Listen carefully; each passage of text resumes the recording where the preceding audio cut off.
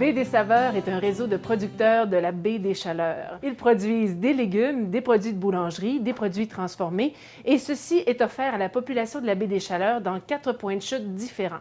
Il suffit aux consommateurs de passer une commande via Internet et d'aller chercher sa commande les mercredis soirs.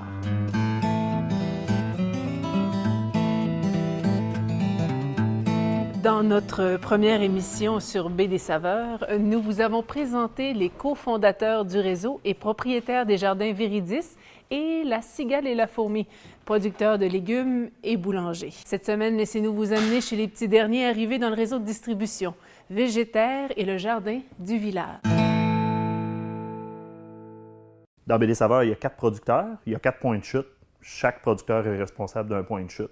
C'est les jardins Viridis qui sont responsables du point de chute de Carleton, La Cigale et la Fourmi du point de chute de Maria. Moi, je suis responsable du point de chute de New Richmond. Puis Martin Walden de Végétaire est responsable du point de chute de Bonaventure. Essentiellement, c'est comme ça qu'on fonctionne. Fait que je prépare les paquets d'oignons qui sont en 3 livres pour chacun des points de chute. Fait qu'on je les répartis. Puis quand on va se rencontrer mercredi après-midi, les autres producteurs et moi, ben moi, je donne au responsable du point de chute de Carleton mes produits pour les clients de Carleton. Lui, il me donne ses produits pour mes clients de New Richmond, et ainsi de suite. Fait que c'est comme ça qu'on gère la répartition des produits des 4 producteurs sur les 4 points de chute. Il faut qu'on organise un peu comme la mise en marché sur Baie des Saveurs, parce que si on aurait des carottes de 4 producteurs différents sur le bon de commande, bien, ça porterait à confusion pour tout le monde. Les jardins Viridis, c'est eux qui ont finalement mis sur pied le système de commande actuel. Eux autres ne sont pas équipés pour procéder au lavage de leurs carottes parce que leur caveau n'a pas l'eau courante. Donc, ils vendent des carottes qui sont non lavées. C'est des carottes certifiées biologiques non lavées. Moi et Martin Walden de Végétaire, ben, on produit des carottes aussi. Vu qu'on on a des entrepôts avec l'eau courante, on est en mesure de les laver puis les emballer. Donc, on vend des carottes qui sont lavées. Fait que moi et Martin, on a un produit qui est comme redondant. Ben, on s'appelle, on se parle. Fait que cette semaine, c'est-tu toi qui mets les carottes? Aimes-tu mieux que ce soit moi? As-tu le temps de t'en occuper? Aimes-tu mieux que je m'en occupe? Ainsi de suite. On s'organise comme ça. On essaye de répartir ça équitablement. Sur une saison de Baie des Saveurs, il y a 13 livraisons. Fait qu'on a toute l'opportunité finalement de vendre nos produits à un moment donné ou à un autre. Là. Fait que c'est juste d'organiser la mise en marché de façon ordonnée finalement.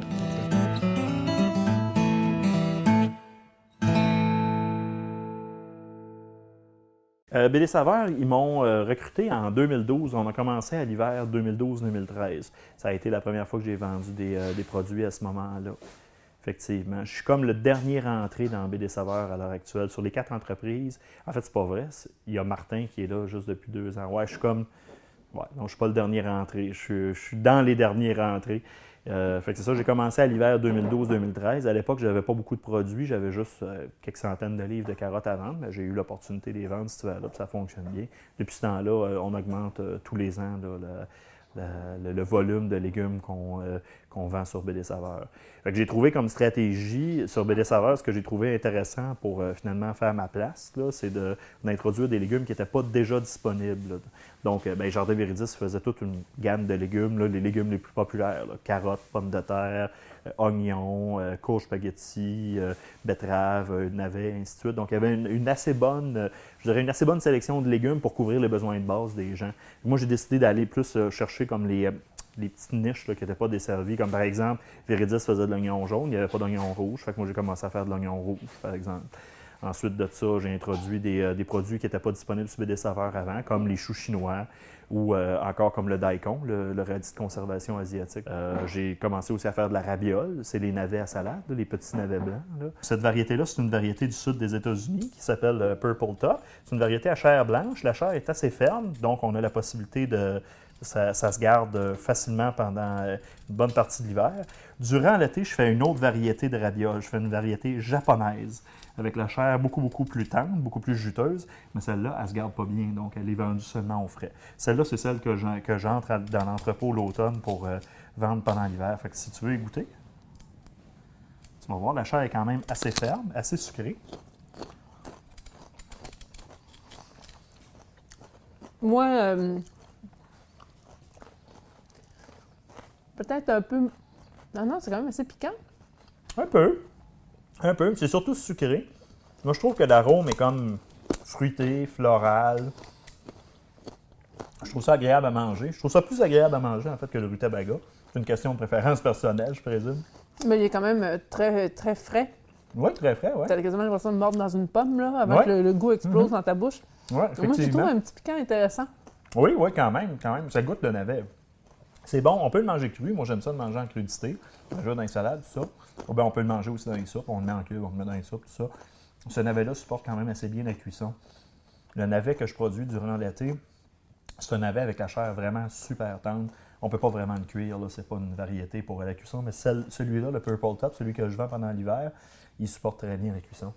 J'ai introduit de la courge butternut aussi. J'ai commencé à faire toutes sortes de nouvelles productions qui n'étaient pas disponibles. Puis aussi, ce que j'ai commencé à faire, parce que moi, je suis quand même assez bien équipé en termes de serre puis de tunnel, j'ai comme la capacité de faire de la production hors saison. Fait que je suis capable d'étirer la saison au début puis à la fin, quand même assez tard. Donc, j'ai commencé à faire de la verdure en serre non chauffée. Puis je suis capable d'en mettre en marché à partir du mois d'avril, habituellement. Donc, je vends le printemps, les 2 ou 3 dernières livraisons de BD Saveurs. Là, habituellement, la dernière d'avril, la première de mai, je suis en mesure de mettre sur le bon de commande des épinards, de la laitue, du kale, du bok choy, des produits frais comme ça qui sont cueillis puis vendus dans la même semaine. C'est la même chose l'automne. L'automne, je suis capable d'étirer la saison et d'avoir des laitues. Écoutez, j'ai eu des laitues jusqu'au 14 janvier cette année. Une année exceptionnelle. Ils n'ont pas gelé malgré qu'on ne chauffait pas les serres. On a eu un hiver qui était particulièrement clément. Fait que j'ai été capable de t'offrir mes laitues jusqu'au début du mois de janvier. Le Jardin du village est un petit maraîcher de proximité situé à Caplan, qui se donne pour mission de produire à l'échelle humaine et de vendre localement des fruits et légumes frais et sains dans le respect de l'environnement. Ses propriétaires, Étienne Goyer et Sonia Boissonneau, sont revenus dans notre magnifique région de mer, de forêt et de montagne précisément pour faire de l'agriculture près des leurs. Ils ont choisi de cultiver la terre d'une façon responsable, sans engrais chimiques ni pesticides de synthèse. J'utilise presque pas de pesticides. Les pesticides que j'utilise sont tous permis en agriculture biologique. Fait que il y a à peu près juste dans les choux où est-ce qu'on utilise un biopesticide qui s'appelle le Bacillus thuringiensis. Je ne suis pas sûr exactement, c'est un nom latin en tout cas. C'est une bactérie vivante qui s'attaque aux chenilles qui mangent les choux.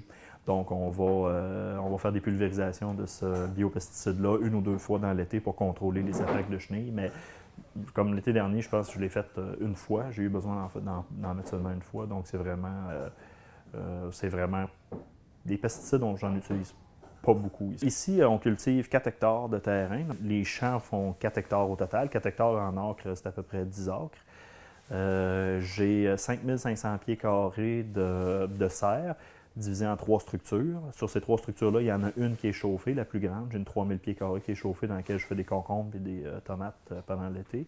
Je démarre mes semis au printemps. Ensuite de ça, j'ai l'entrepôt ici. Fait qu'on a une petite pièce d'à peu près 15 par 20 pour faire l'emballage de conditionnement des légumes.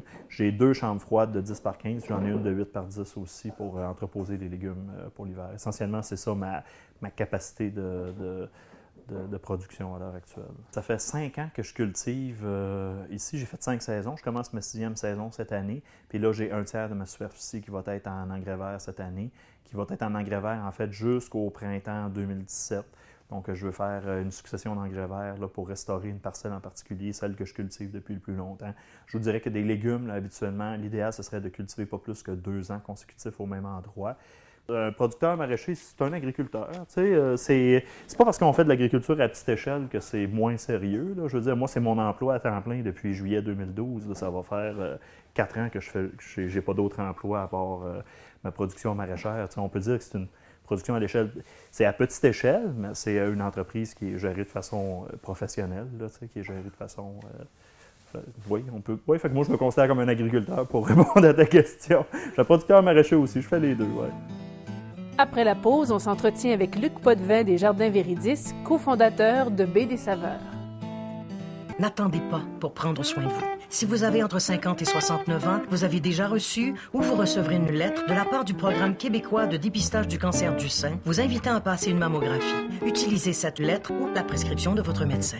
La mammographie est la méthode de dépistage du cancer du sein la plus efficace qui existe lorsqu'elle est passée tous les 2 ans. N'hésitez plus, faites comme moi, prenez un rendez-vous.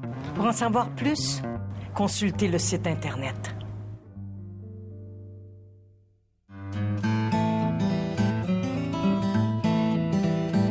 La Baie des Saveurs tisse des liens entre les producteurs et les consommateurs de la Baie des Chaleurs afin d'allier développement local, aliments sains et ainsi de réduire l'empreinte écologique de l'agriculture. Il est important pour son fondateur, Luc Potvin, de poursuivre l'expérience en écoutant les besoins des gens d'ici. On voit qu'il y a du développement à l'horizon. Du développement, oui, il y en a. Par exemple, là, on a soumis, il y a une stratégie actuellement au MAPAC, au ministère de l'Agriculture, qui vise à faire justement le développement de ce qu'on appelle les circuits courts. Donc, un circuit court, c'est quelque chose où un producteur contacte directement un mangeur. J'aime mieux appeler ça mangeur que consommateur, ça me semble c'est plus jojo. Mais anyway, toujours est-il, moi je les appelle les partenaires aussi. Et dans ce développement-là, ce qu'on souhaite quelque part, c'est peut-être de répondre à d'autres besoins. On le sait, se déplacer, remplir la commande sur Internet, puis surtout se déplacer dans le rythme fou dans lequel nous vivons, c'est pas toujours facile. Fait qu'on s'est dit, il y aurait peut-être lieu d'explorer d'autres façons d'atteindre les gens qui veulent manger des produits régionaux et locaux. Et on a pensé, entre autres, une livraison en milieu de travail, où on pourrait apporter justement soit l'ensemble de nos produits ou quelques produits visés dans des lieux comme ça. On a pensé aussi, je sais que ça se fait ailleurs dans d'autres régions, je ne sais pas si on ira jusque-là, mais peut-être pour une ville, pour un petit essai, faire de la livraison à domicile. La livraison à domicile, dans le fond, il y a une relation de confiance qui s'établit entre la personne puis le réseau comme nous. Faut que tu fasses vite pour écouter parce qu'il en reste pas beaucoup. On parle aux producteurs aussi directement et ça a un avantage aussi. On vient à l'endroit où on a besoin, puis on vient chercher notre commande. Puis si on ne trouve pas quelque chose, il y a tout le temps quelqu'un pour nous donner un coup de main.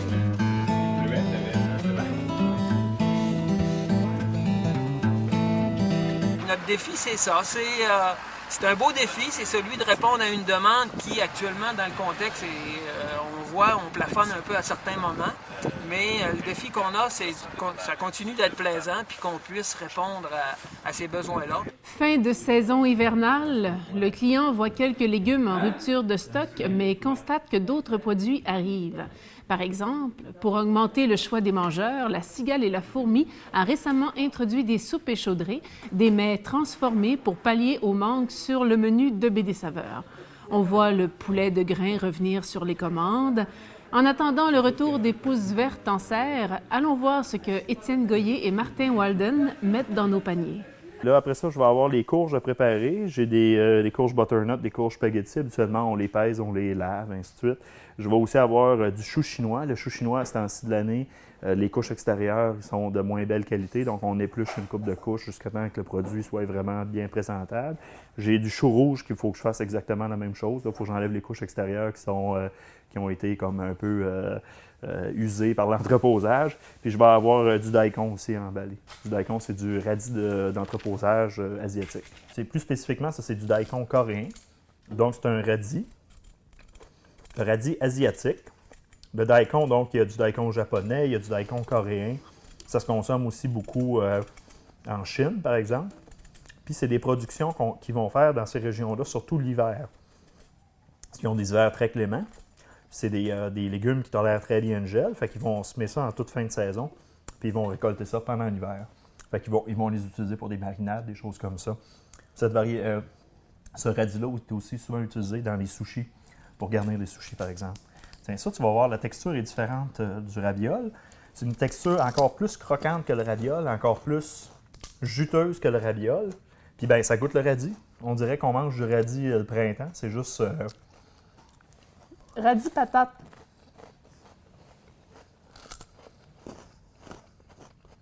Oui, on peut dire ça. Parce qu'il n'est pas fort comme le radis. Non, vraiment pas. La raison pour laquelle il n'est pas fort, c'est parce que je l'épluche. Tout le piquant, ouais, le piquant est tout dans la peau. Fait que si tu épluches le daikon, quand tu vas manger à la chair, il n'y a pas de piquant dedans. Parce que le piquant est sur la peau. Si tu veux avoir le piquant, tu gardes la peau. Si tu veux l'avoir doux, ben, tu l'épluches et tu le manges comme ça. Puis je fais quoi avec ça en cuisine? Moi, je le mange surtout en crudité. Ça peut être utilisé dans les sautés de légumes. L'intérêt de ces deux cultures-là, c'est que c'est des productions d'automne. Donc moi, ça, je sème ça le 1er août. C'est pas des productions de printemps. C'est intéressant parce que ça répartit le travail sur la saison. Donc, au lieu d'avoir comme une espèce de roche au printemps pour semer, bien, on sème sur une très, très grande période de temps.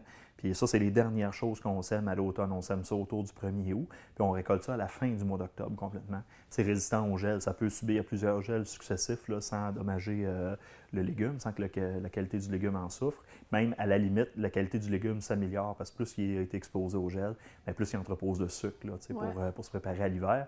Fait que j'ai tendance à vouloir récolter ces légumes-là seulement à la toute fin du mois d'octobre, même des fois au début du mois de novembre. Puis à ce moment-là, la qualité est vraiment là, optimale. La grosse différence avec BD Saveurs, c'est que tu peux passer des légumes croches un peu, des légumes un peu moins belles. Le consommateur, ça ne dérange pas parce que lui, qu'est-ce qui l'importe, c'est qu'elle soit cultivée bio et qu'elle goûte bonne. Le goût et la qualité nutritive des aliments est ce qui prime sur ma table au quotidien. Personnellement, les méga fraises qui ne goûtent plus rien, disponibles à l'année, me laissent perplexe tant qu'à leur valeur en nutriments. À l'épicerie, on ne trouve pas un si grand étalage bio et il peut s'avérer que les réserves ne soient pas toujours bien conservées. En achetant local, les légumes passent plus directement de la terre à l'assiette. Martin Walden est un agriculteur certifié bio et sa connaissance du sol et des nutriments est à la base de la qualité de ses produits. Ils se cultivent beaucoup de légumes dans le sable proche de Montréal, c'est parce que le sable, c'est très bon, mais c'est très peu nutritif. Fait que ça donne quasiment aucun goût aux légumes. Sable et terre noire, ça donne très, très peu de goût. Qu'est-ce qu'il faut pour donner du goût aux légumes? Du goût, des minéraux. C'est un sol minéral. Oui, varié. Un sol qui est plus organique aussi. Beaucoup plus de matière organique, plus de minéraux. C'est ça qui développe la saveur du légume. Aussi, nourrir son sol, pas nourrir le légume. Moi, je nourris mon sol, pas les légumes. J'utilise du compost, j'utilise du fumier séché, déshydraté du Nouveau-Brunswick un peu. Et j'utilise des applications d'algues. Je fais des purins de plantes. Et éventuellement, j'aimerais bien ça avoir du déchet de poisson. Mais c'est l'acceptation sociale qui est dure à atteindre. Voisinage. Voisinage, hein? Oui, ça sentirait. Bien, ça sent quelques jours, c'est fini. Là. Ça dure pas longtemps. Moins pire que le purin, toujours? Hein? Moins pire que le purin, d'épandage? Et le purin, oui. Mais le purin de légumes, là, moi, j'en fais du purin, là. Du purin de chien dent, je fais du purin d'ortie. Ça pue. Oh! C'est incroyable. C'est infeste. Mais ça sent pas comme proche de Montréal, là. Ça, c'est une odeur continuelle, ça. Ça, c'est justement l'industrie, là.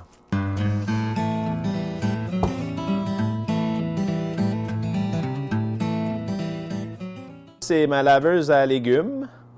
On rentre les légumes par ici. Ici, il y a des petits gicleurs. Il y en a 4. Ici. Et la laveuse, elle tourne. La patate, elle prend en moyenne 3-4 minutes à laver. La carotte, elle prend au moins 15 minutes à laver. Je les entrepose dans ma chambre froide humide, mais il y a assez de temps pour s'égoutter qu'il n'y a pas de problème. Tu vois, les patates, je les mets ici. Tu vois, hier, je les ai lavées, je les mets là. Ils sont pas assez à la lumière pour qu'ils verdissent parce que ça fait de la patate. Quand elle verdit, c'est très... Ça goûte vraiment mauvais puis c'est pas bon pour la santé pantoute. Pour parler patates, le propriétaire de Végétaire m'a initié au merveilleux monde de la diversité des pommes de terre. Ça, c'est de la patate bleue, la toute bleue, ou on l'appelle aussi Congo. Patate qui a été cultivée beaucoup en région. Les gens, ils l'apprécient parce qu'elle est sec. Puis ils mangeaient ça beaucoup avec du poisson sec. Du poisson comme de la morue salée, morue séchée. Et je pense qu'il faisait un plat, comment il s'appelle ce plat-là, là, avec des patates? Là? Je ne me rappelle plus. Puis il est très sec, fait que quand tu la mélanges avec ta sauce, elle absorbe toute la sauce. Oui, très prisée ici localement. Patate... Rate. La rate, ça vient de l'Europe, très prisée en France. Ça se vend à peu près... Rate à cause de la forme? Je sais pas. Je sais pas ce que ça veut dire, rate. OK. J'ai aucune idée. Mais est-ce qu'ils sont tout allongés comme ça? Oui, tout allongé tout le temps. C'est une patate à chair jaune? Oui, une patate à chair jaune, oui. Délicieuse en purée, mais avec juste du beurre. Très bonne, c'est mortel. Incroyable. C'est incroyable. Incroyable comme patate. Ça, c'est de la patate toute rouge. Je ne sais pas d'où qu'elle vient. C'est sûr que toutes les patates viennent quasiment toutes de Pérou ou Bolivie. Mais une très bonne patate, très humide. Tu vois comment il y a beaucoup, beaucoup d'eau qui s'accumule. Très humide, très, très bon pour de la grosse frite au four aussi. Très, très bonne parce qu'elle reste humide. Quand tu croques dedans, elle se défait comme rien. Là. Ça, c'est de la recette. C'est de la patate. Ça, c'est de la patate McDonald's. C'est pas compliqué. McDonald's achète seulement cette patate-là. Ça vient tout de l'Idaho. C'est cette variété-là qu'ils cultivent pour la frite McDonald's. Très bonne en frite, très bonne au four. C'est une patate sec. Okay. Mais elle performe super bien en gestion bio. Tu vois, quand elle est belle, là, elle est tout le temps de même. Là. Puis valeur nutritive, ça s'équivaut? Oui, pas mal. C'est sûr que le bleu, là, il y a plus de vitamines. Je pense dans le bleu, c'est du vitamine K. Ça, c'est de la patate douce. La patate douce, ça se propage en faisant des boutures. Donc, les patates, s'ils sont mis en terre et qu'on les chauffe, ils vont débourrer, ils vont germer, ils vont commencer à faire des vignes. Puis on prend ces vignes-là, puis c'est ces vignes-là qu'on transplante au champ. Ces vignes-là ont ils ont des bourgeons de racines dessus. Donc, quand on les met en terre, ils s'enracinent en pleine terre. Puis c'est là qu'ils vont commencer à refaire des nouveaux plants de patates douces, et ainsi de suite. C'est pas comme la patate ordinaire, où est-ce qu'on prend la patate au complet puis on la plante dans la terre. On ne peut pas faire ça avec la patate douce parce que si on faisait ça, on ne récolterait pas de patate. La patate qu'on a plantée grossirait, mais elle ne ferait pas de nouvelles patates. Donc, on est obligé de faire des boutures de plants. Donc, on les fait germer sur un tapis chauffant. Le tapis noir qui est là, c'est un tapis chauffant, avec un petit peu de terreau qu'on garde humide. Éventuellement, comme ici, on peut voir qu'il commence à germer à plusieurs endroits. Ça, ces vignes-là vont pousser. Ils vont venir à peu près ça d'autres. De toute façon, on les casse, puis c'est ce qu'on transplante directement au jardin. La rosse, ça peut passer. OK, ben moi, je vais peut-être passer genre un 5.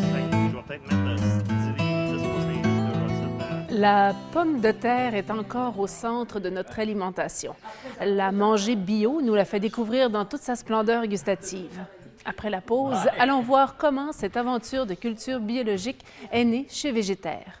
OK, 6, 7, 8, 9, 10...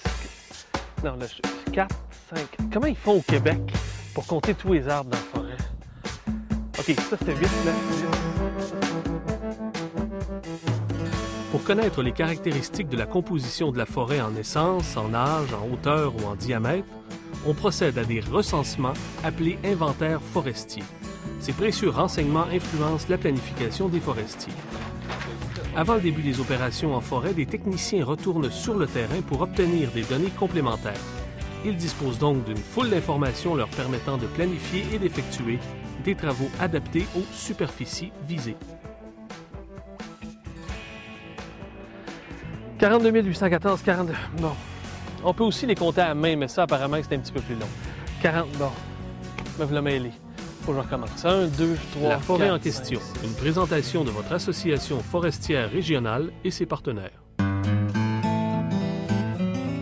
Végétaire à Saint-Siméon est certifié biologique. On y cultive des poireaux, carottes, oignons, ail, courges, pommes de terre, fines herbes. Grâce à l'agriculture biologique, nos jardiniers souhaitent concrétiser le développement durable avec des pratiques écologiques. Végétaire, ça existe depuis maintenant à peu près 12 ans. Ça a commencé comment? Ça a commencé au rang 4 à Saint-Siméon. Puis on avait l'idée de justement la mise en marché comme que je faisais avant, mais avant que je sois avec Végétaire, la mise en marché directe de produits bio locales pour nourrir les populations de la baie des Chaleurs. Puis, qu'est-ce qui vous a amené à vous amener un peu plus près de la 132? De la 132, la terre plus fertile, plus creux. Au 4, il y a des effleurements rocheux un petit peu partout. On était souvent sur des capes de roc. Oui, c'est le fond marin, l'ancien fond marin dans le 4. Il y a des coquillages partout. Oui, c'est spécial comme terrain. Alors, vous avez trouvé une place où les terres sont à vous ou vous devez louer pour faire votre... Non, c'est tout à nous aussi. On a 53 acres qu'on cultive sur à peu près 4 acres. Au mois de mai, fin avril, on commence à travailler les sols pour planter les oignons, qui se fait à peu près vers des fois le fin avril, début mai. Début mai, c'est idéal, le plus tôt possible les oignons. Fait qu'on a à peu près, tu vois ici, je mets à peu près une demi-acre d'oignons en sol, ça veut dire 400 livres d'oignonnais, des petits oignons. On plante tout ça à main, ça prend à peu près une semaine. C'est le premier travail. Et là, jusqu'au mai, vous pouvez planter jusqu'à juin, peut-être d'autres légumes? Oui, après ça, ce qui arrive, c'est qu'on plante la patate à peu près vers le début juin. Et après ça, les carottes à peu près vers le mi-juin. L'été, on cultive. Oui. L'automne, on ramasse. Et là, vous commencez à distribuer l'automne avec Gaspésie Bio en magasin? Gaspésie Bio, oui. À peu près on commence le début novembre à distribuer avec BD Saveurs. Gaspésie Bio commence une semaine ou deux avant. Et, fin octobre. Et le réseau de BD Saveurs, ça fonctionne bien pour végétaires? Ah, super bien. Ouais. Si ça serait juste de ça, s'il y aurait assez de capacité de livraison et de clientèle, je vendrais juste BD Saveurs. Où peut-on trouver vos légumes bio? Bio, dans les IGA de Nouvelles à Bonaventure et aussi dans les Bonnets Choix, dans les épiceries et aussi un peu à l'Intégrale des fois. Bien, à l'heure actuelle, pendant l'hiver, c'est pas mal juste l'Intégrale qui reçoit mes produits. L'été, je fais quelques restaurants pendant l'été. Ça dépend, ça varie d'un été à l'autre. L'été dernier, c'était la péterie, le café acadien. À l'occasion, il m'arrive d'en vendre aussi à Mi Véritable ou bien à d'autres restaurants, le Saint-Honoré à Carleton, des places comme ça. Je fais des paniers pendant l'été. J'ai aussi un kiosque de légumes ici sur la 132 à Caplan. Je fréquente le marché public de New Richmond tous les samedis du début juillet jusqu'à la mi-septembre. Puis c'est ça, je fais des paniers cette année. Ça va être des paniers à Bonaventure, à Caplan. Possiblement à Passepébiac si je réussis à recruter suffisamment de clients pour ça. Est-ce que tu as une idée du pourcentage de clients dans la baie des Chaleurs qui achètent bio? Ouf! Bonne question. Je pense qu'on avait fait un petit sondage. D'après moi, c'est 5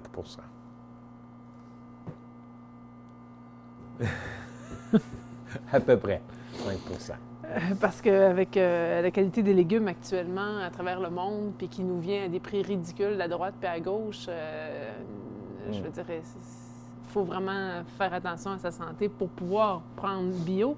Mais à un moment donné, l'équation aussi là, elle devrait se faire. C'est où tu manges quelque chose qui n'a pas grand valeur nutritive.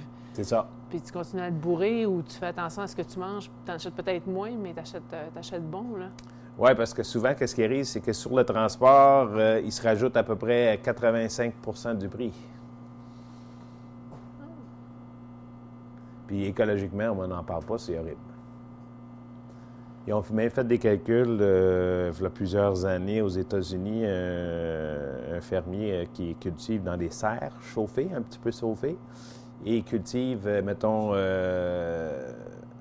épinards, etc., pour le début printemps, mettons, mois de mars. Il a calculé que ça coûte pour lui 85 de moins cher que de l'importer le même légume de la Californie. C'est ce qui met fin à notre émission sur Baie des Saveurs. Je remercie les cultivateurs qui nous ont dévoilé leurs secrets et ouvert les portes de leur jardin, ainsi que leurs clients rencontrés sur le territoire.